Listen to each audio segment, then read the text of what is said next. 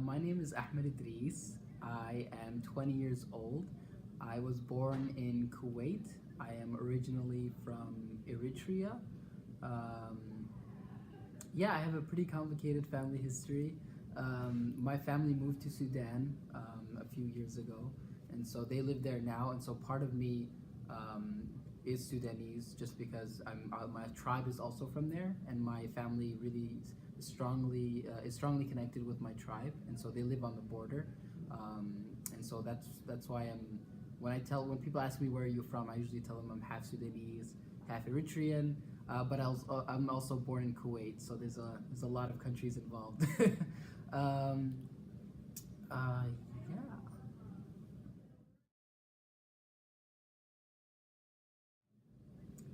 I currently live in New Hope, Minnesota. Um, my immigration story goes like this. My family immigrated here in 1999, close to 2000.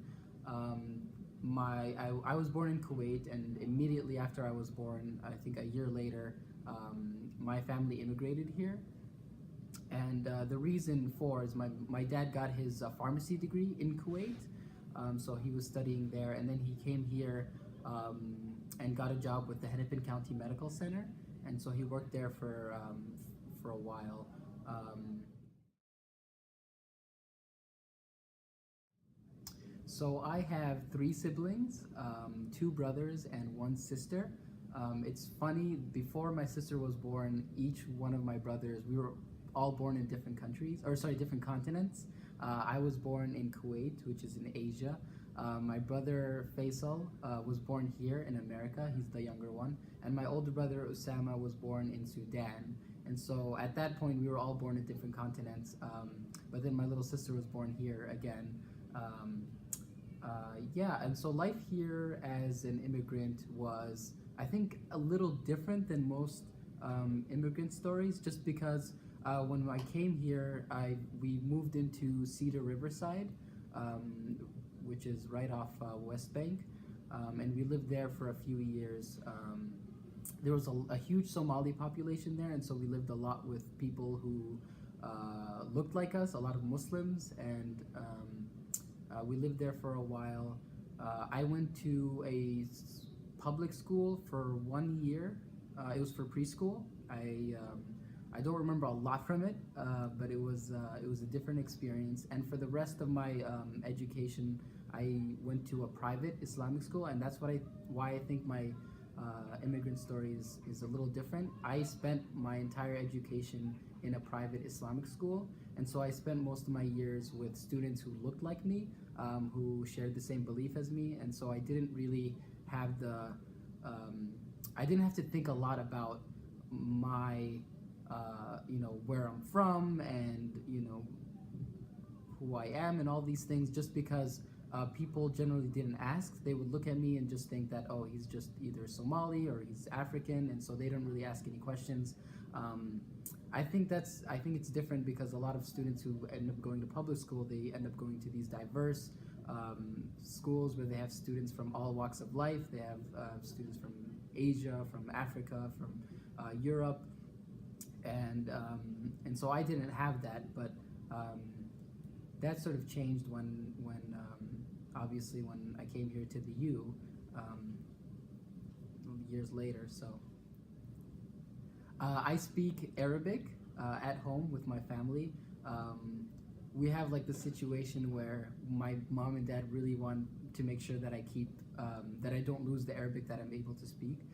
So we went through this phase where it would only be like we could only speak Arabic in the household, but that doesn't always hold very strongly throughout the years. And so sometimes a lot of times we end up speaking in English just because we're in a hurry, or we're just trying to, get things done, and so we end up just speaking in English. But we try to balance it out at least, and at least speak as much Arabic as possible, just so we can maintain that sort of bilingual quality, I guess. Mhm.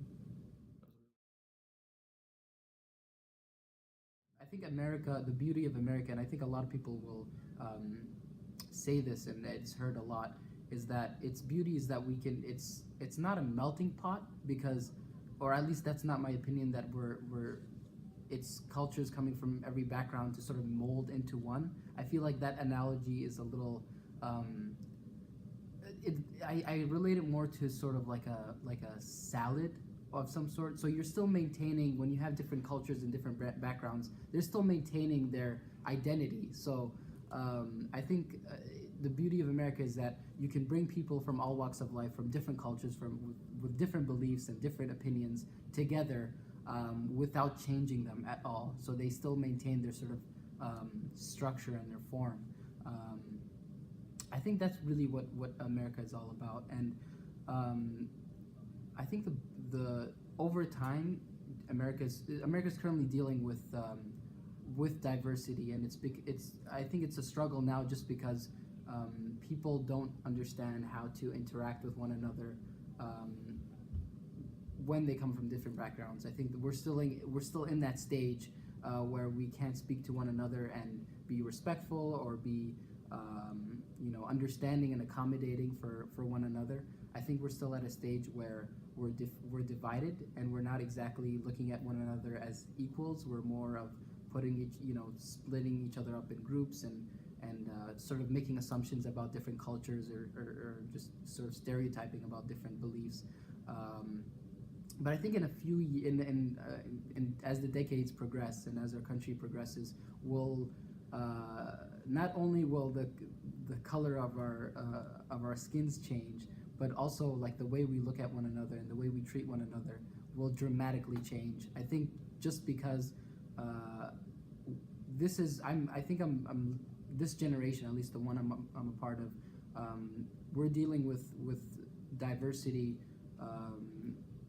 in such a way where I don't think our ancestors really had to deal with our ancestors really had to deal with it that much. So like just going to schools where you're interacting with different cultures and going to working in organizations where you're dealing with different people, that's something that's sort of still new, and I think we're just sort of still trying to understand one another, and until we do that, we're still going to struggle. So yeah.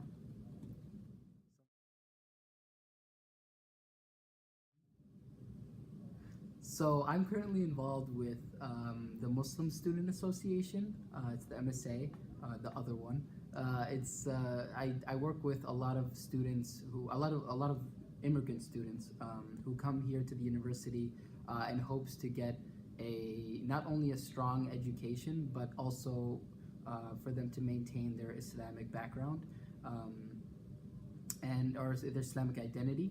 And that's something that's very hard for students, because a lot of students who come here as immigrants sort of receive that culture shock where they it hits them, it's almost overwhelming, and they sort of have to take a step back, and they can easily get overwhelmed about all the different things that they're seeing. And so the MSA, what we work with as an MSA is to sort of help facilitate the transition of a lot of immigrant students.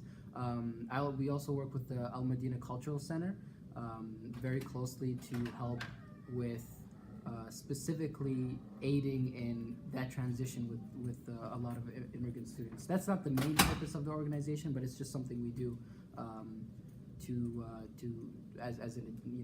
in addition to all the other things we do. One thing that I also do specifically with the Muslim Student Association is help sort of alleviate or at least clear up a lot of the Islamophobia, a lot of the misconceptions about Islam in the media. Unfortunately, there's a very bad image about Muslims in America, and I think that's as a result of people just being misinformed and not understanding what Islam is about. And I think a large population in our country has been brainwashed by the media, and it's sort of our responsibility as Muslims to, especially with our friends, with our non-Muslim friends and family, to educate them about what Islam truly is, because if we don't do it, nobody is. And so that's kind of some of the work that I do. Mm-hmm.